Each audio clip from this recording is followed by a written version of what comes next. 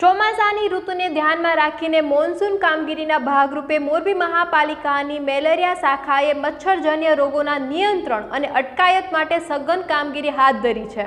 આ ઝુંબેશના ભાગરૂપે ટીમોએ ઘરે ઘરે જઈને પાણી ભરેલા પાત્રોની ચકાસણી કરી હતી અને જ્યાં મચ્છરોના પોરા જોવા મળ્યા હતા ત્યાં પોરાનાશક દવાઓનો છંટકાવ કર્યો હતો।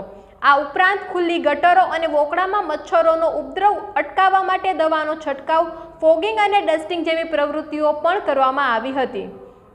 તેની સાથે સાથે અનુસૂચિત જાતિના નબળી આર્થિક સ્થિતિ ધરાવતા અને ખાસ કરીને ગરીબી રેખા હેઠળ જીવતા ઘર વિહોણા લોકોને સમયબદ્ધ કાર્યક્રમ રૂપે તબક્કાવાર આવાસ પૂરા પાડવાનો સરકારનો હેતુ છે।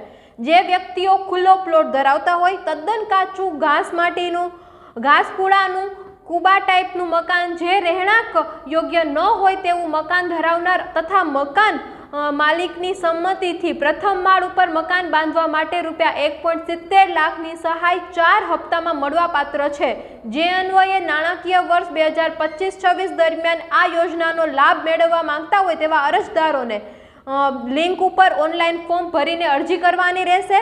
આ પોર્ટલ ઉપર ઉપલબ્ધ માર્ગદર્શન સૂચનાઓ મુજબ જરૂરી સાધનિક કાગળો અરજદારોએ ઓનલાઈન સબમિટ કરવાના રહેશે। જિલ્લા સમાજ કલ્યાણ અધિકારી મોરબી પંચાયતની યાદીમાં જણાવવામાં આવ્યું હતું। તો ચાલો, આ હતી આજની મોરબીની અપડેટ અને હું હતી તમારી સાથે નિરાલી। ફરીથી કોઈ નવી વાતની સાથે મોરબી અપડેટમાં મળશું। તો ચાલો, ત્યાં સુધી આવજો।